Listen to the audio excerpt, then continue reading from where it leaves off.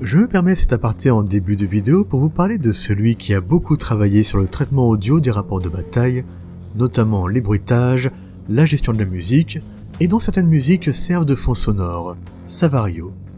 Il a une chaîne YouTube où il partage ses créations musicales autour de l'univers de Warhammer 40 000. Et franchement, vu la qualité de ses créations, je trouve qu'il mérite bien plus de reconnaissance. Rien que pour mettre en fond pendant une séance de peinture ou même durant une partie, ces musiques seront parfaites pour vous accompagner. Je vous partage d'ailleurs mes mentions spéciales, Pavanimar, Therian Cohort et Galtardim. Ayez donc la curiosité d'aller écouter cela et sur ce, passons à la vidéo. Voici donc le premier rapport de bataille de Kill Team en V3 sur cette chaîne. Pour l'instant, je trouve la V3 meilleure, en particulier sur la manière de scorer qui se prête très bien à une adaptation en récit narratif. Avec ce scénario, nous arrivons à la fin de la première partie de la campagne d'Alteis. Profitez bien. Lorsque le Mechanicus avait voulu terraformer le monde jungle d'Alteis, ses plans furent contrecarrés par la nature luxuriante. Ils avaient beau raser les forêts, la végétation réapparaissait en une nuit seulement. Plus ils tentaient de les éliminer, plus les plantes de cette étrange planète se montraient plus envahissantes, plus agressives. Manquant de ressources pour continuer la terraformation, le Mechanicus se retira pour l'instant de la planète. Mais l'un des leurs demeura sur place. Contre l'avis de ses supérieurs, Toladius Feralt resta sur la planète, seul. Il avait désobéi en laissant partir les siens, demeurant cachés jusqu'à leur départ. Puis il entreprit de s'installer sur la planète pour une raison simple, les incroyables capacités de la végétation locale. En l'étudiant, il pensait pouvoir comprendre les patterns et les fonctionnements biologiques afin de les adapter et de les magnifier à travers la sainte technologie. Des recherches qu'il ne pouvait faire que seul, discrètement, car il lui vaudrait sans doute le qualificatif d'hérétèque par les siens. Il pensait ce lieu idéal, isolé. Aussi, lorsqu'il vit des xénostos, orques, et même des Space Marines de l'Imperium débarquer et saccager l'objet de ses recherches, il se retrouva complètement désemparé. Jusqu'au jour où il se décida d'essayer un ancien rituel, un vague souvenir de son monde natal, à accomplir dans les moments de désespoir, quand tout autre recours s'est révélé inutile. Il choisit le bon moment, les bons mots. L'air gela autour de lui, et une présence terrifiante se fit sentir dans son dos. Alors, une voix d'outre-tombe lui demanda simplement un souvenir. Il hocha la tête. Le pacte était scellé, et son problème à présent en passe d'être résolu. Après leur victoire sur les Exors d'Orkrut, le groupe de combat Phoenixia Ardeat reprit sa route jusqu'au camp de base, situé dans un bâtiment désaffecté du Mechanicus, le bunker X303. Les Space Marines s'étaient remis de leurs blessures, regrettant la perte de leur frère Sioran, dont les glandes progénoïdes furent récupérées au mieux possible par Voltaine, pressenti comme futur apprenti apothicaire. Arrivés au bunker, leurs tentatives de communication furent infructueuses. Plus de parasites, mais uniquement le silence en guise de réponse. Une fois à l'intérieur, les couloirs leur parurent sans vie, sans qu'aucun son ne leur parvienne. Levant leurs armes, les Salamanders avancèrent prudemment dans le dédale du bunker, cherchant des traces des leurs. Frères de combat, servants, cerveau-crâne, n'importe qui. Ils tombèrent finalement sur l'un des leurs, le frère tireur intercessor Aslan. Celui-ci semblait à l'affût d'un couloir et en les voyant, expliqua rapidement la situation. Des créatures xénos étaient sorties des ombres et s'étaient attaquées à eux, éliminant, semblerait-il, toute vie dans le bunker. Néanmoins, ses senseurs avaient détecté la présence d'un survivant, un scribe. Il espérait exfiltrer celui-ci et recueillir les informations sur les intrus ainsi que leur provenance. Aslan fut promptement intégré au groupe de combat Phoenixia Ardeat.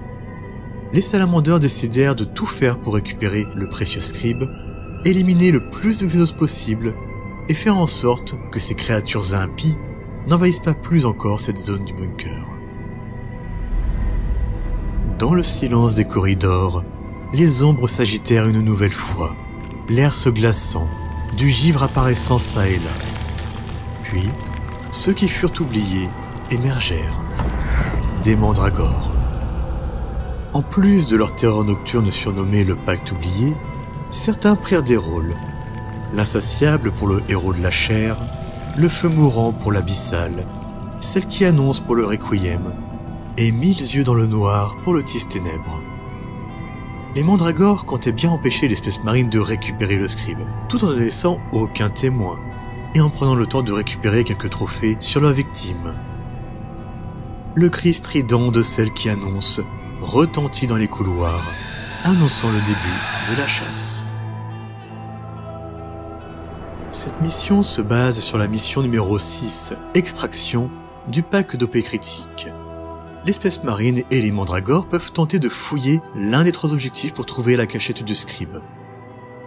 L'espèce marine se déployèrent massivement dans la zone au nord, ne laissant que Voltaire devant la grande pièce au sud. Les mandragores, en réponse, dédaignèrent totalement le sud et se concentrèrent sur la zone nord et centrale, prêts à glisser le long des ombres des murs.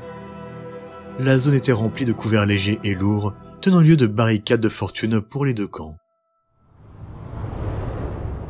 Pour ce début de bataille, aucun camp n'employa de tactique particulière, chacun attendant de jauger l'autre et de se positionner en conséquence. Au sud, Voltaire ouvrit la porte devant lui, révélant dans un grincement une large pièce vide de toute présence. Il alla se poster derrière un bureau, surveillant la zone. Au centre, le grenadier Varpan et l'intercesseur d'assaut Karak prirent possession de la pièce centrale, entourant l'un des objectifs. Lorsque Karak se posta près de la porte opposée, il entendit des murmures inhumains de l'autre côté.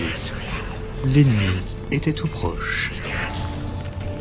Du côté des mandragores, 1000 yeux dans le noir s'enveloppa d'un linceul d'ombre et disparut. Il réapparut alors de l'autre côté du couvert choisi par Voltaire, générant à son arrivée un voile de ténèbres qui commença à envelopper la zone. La créature en profita ensuite pour sprinter agilement derrière un autre couvert se préparant à l'assaut. Au nord, le sergent d'assaut Alisior ouvrit la porte devant eux et se cala sur le côté, rejoint par l'intercesseur lourd Sai. Il avait dû troquer son blaster volcanique contre un bolter lourd, plus classique, mais tout aussi mortel dans un lieu aussi confiné. Profitant d'être couvert par ses camarades, Aslan courut dans la pièce où se trouvait l'une des cachettes potentielles du scribe et se mit à couvert, surveillant la porte d'en face. Celle-ci s'ouvrit alors avec fracas, déversant un torrent de flammes surnaturelles alors que le feu mourant se tenait au milieu d'elle. L'étrange brûlure glacée de ce brasier envahit la pièce, bloquant la vision d'espèces marines et permettant à l'insatiable de se faufiler derrière un couvert à l'intérieur, tout proche des anges de la mort. Un premier tour très rapide, principalement tout en positionnement. L'espèce marine prennent rapidement la main sur les pièces à fouiller, tandis que les mandragores prennent leur temps, se faufilant et essayant de trouver des zones propices pour lancer leurs embuscades sur les Astartes. Sentant l'assaut s'approcher, les salamandeurs déclenchèrent la doctrine tactique. De leur côté, les mandragores renforcèrent leur emprise dans les ombres, améliorant ainsi leur défense et leur attaque. Sans attendre, l'insatiable sortit de son couvert et se jeta sur Aslan, son épée nimbée de flammes s'abattant sur le tireur. Celui-ci, encore aveuglé par les lueurs surnaturelles du feu mourant, ne parvint pas à tirer son couteau de combat à temps. L'épée Xenos trancha son bras porteur du lance-grenade, découpa la jambe droite, puis vint s'enfoncer dans le torse du salamandre, perçant ses 2 cœurs. Hurlant de rage devant son frère massacré, le sergent Alisior leva son pistolet à plasma et tira à travers les coups de cible. Le tir précipité ne fit que carboniser le mur derrière. Aussi, dans un grognement de frustration, le Space Marine rangea l'arme, enclencha son épée tronçonneuse et se jeta sur le Xenos. Malgré ses coups puissants, la plupart passèrent au travers de l'être surnaturel, les 2 adversaires ne faisant que se blesser légèrement chacun dans cet échange de coups meurtriers. Derrière eux, déjà, 2 mandragores, dont le feu mourant, s'avancèrent dans la pièce, suivant les ombres, et entreprirent de fouiller l'une des cachettes potentielles à la recherche de leur cible principale. En vain, car le scribe se cachait en réalité dans la pièce centrale, sous le châssis d'un transporteur. Varpan l'extirpa de là, l'embarqua avec lui et l'escorta hors de la pièce, retournant vers leur zone de déploiement afin de le mettre à l'abri des Xénos. Au sud, craignant un assaut traître à travers le voile des ténèbres nouvellement créé, Voltaire recula, retrouvant sa position initiale au niveau de la porte et leva son bolter, prêt à faire feu au moindre mouvement. Sa cible s'étant éloignée de portée de charge, mille yeux dans le noir entreprit de fouiller la cachette à côté de lui et resta à couvert, attendant une meilleure occasion. Une occasion qui ne viendra jamais, alors que la porte dans son dos s'ouvrit avec fracas. Dédaignant la pièce centrale d'où le scribe avait été évacué, Karak s'élança et s'approcha juste assez pour discerner le Xénos à travers les ombres. Une rafale de son pistolet bolter lourd suffit pour vaporiser le mandragore qui disparut sans laisser de traces.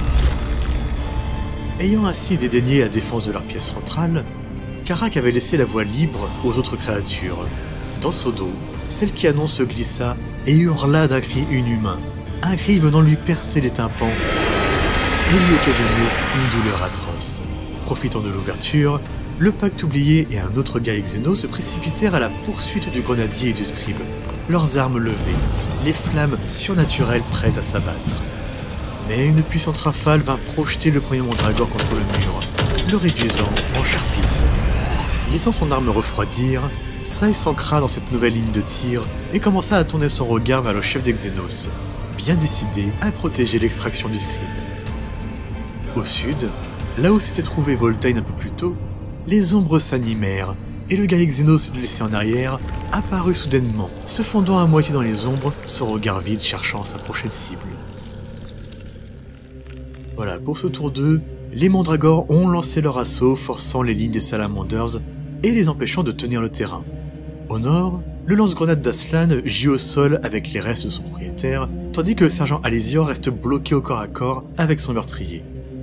Les Space Marines jouent plutôt défensif, maintenant qu'ils ont trouvé le scribe et entreprennent de l'exfiltrer. Surpris de la résistance des mandragores, le sergent Alésior ordonna la mise en place de la doctrine d'assaut. Les mandragores continuèrent de se mêler aux ombres des corridors, augmentant leur force et leur résistance.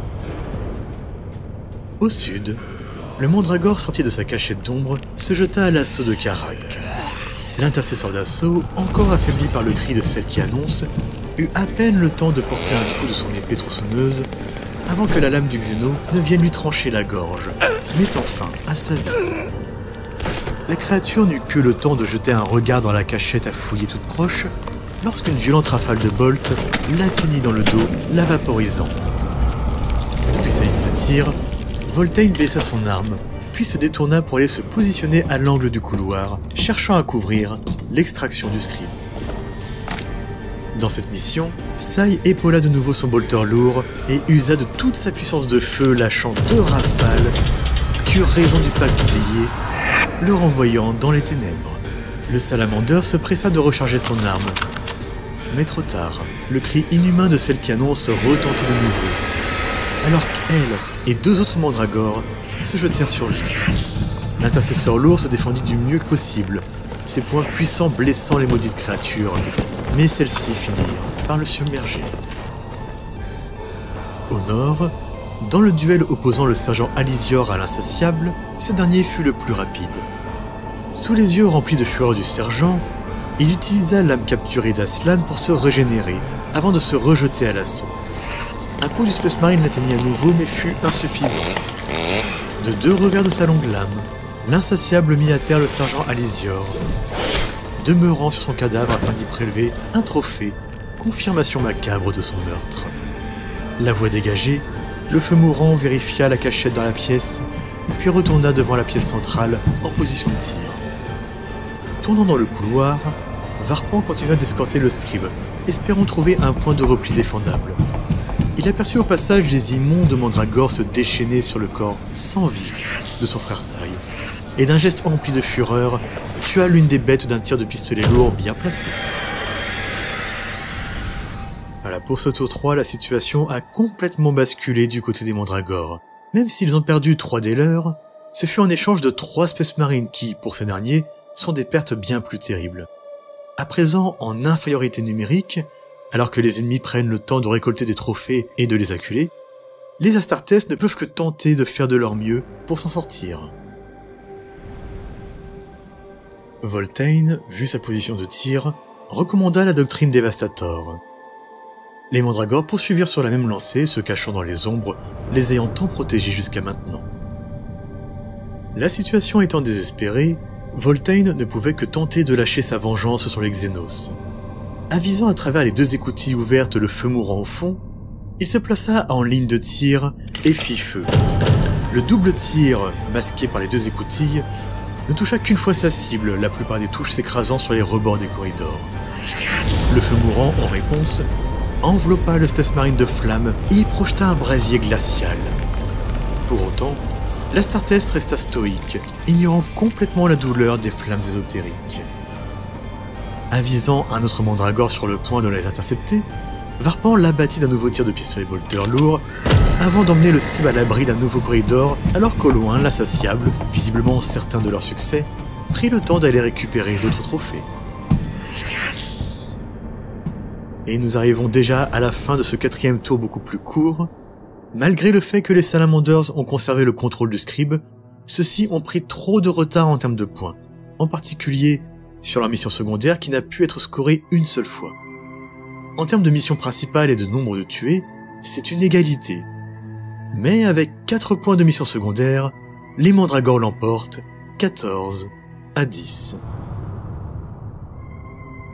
Bien qu'ayant conservé le scribe avec eux, le groupe de combat Phénixia Ardéate avait perdu trop de ses membres, et surtout, n'avait pu contenir l'avancée des mandragores.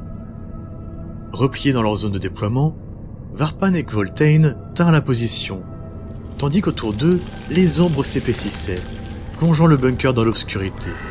Sous les cris de fureur des Astartes, le son des tirs et des lames résonnèrent encore un moment dans les corridors, mêlés aux cris d'outre-tombe des Xénos. Puis, un à un, les bruits disparurent, ne laissant qu'un silence sépulcral au sein du bunker X303, désormais abandonné. Dans son coin de verdure luxuriante, Toladius Feralt observait silencieusement le courant de l'eau s'écouler. Soudain, la sensation glaciale revint dans son esprit, si forte qu'elle en était douloureuse, comme si une lame de givre s'infiltrait dans son cerveau. Il en connaissait le sens, le contrat était rempli. Les Astartes ne seraient plus un souci, un intrus de moins sur ce monde. Alors qu'il se détournait de la rivière, Toladius se posa soudain la question. Pourquoi était-il sur ce monde? Il avait beau essayer de se souvenir, impossible de trouver la réponse. Peut-être avait-il été abandonné là par ses supérieurs? Ce ne serait pas si surprenant étant donné les jeux de pouvoir au sein du Mechanicus. Il tenta d'analyser les données dans son cerveau en partie cybernétique, mais ne reçut en échange qu'un flot de données corrompues. Il ne savait plus pourquoi il était ici. Et en réalisant ce qu'il avait lancé contre les anges de l'empereur en personne, il espérait que cette raison oubliée envahisse réellement la chandelle. Et voilà pour cette première vidéo de Kill Team en V3 et cette 3e vidéo de la campagne d'Altéis. Je vais pour l'instant faire une pause dans la campagne d'Altéis pour me concentrer un peu sur d'autres parties, voir un peu avec mes camarades joueurs sur quoi nous allons jouer, ce que nous allons faire au niveau narratif, et aussi pour faire un peu plus de vidéos sur le divan parce que j'ai des vidéos que j'ai envie de faire, donc j'ai envie de prendre le temps de les faire. Voilà. Mais je vais continuer à jouer avec Kill Team parce que ça m'éclate toujours, et je suis toujours très content de vous partager ces histoires. Sur ce, je vous dis à la prochaine.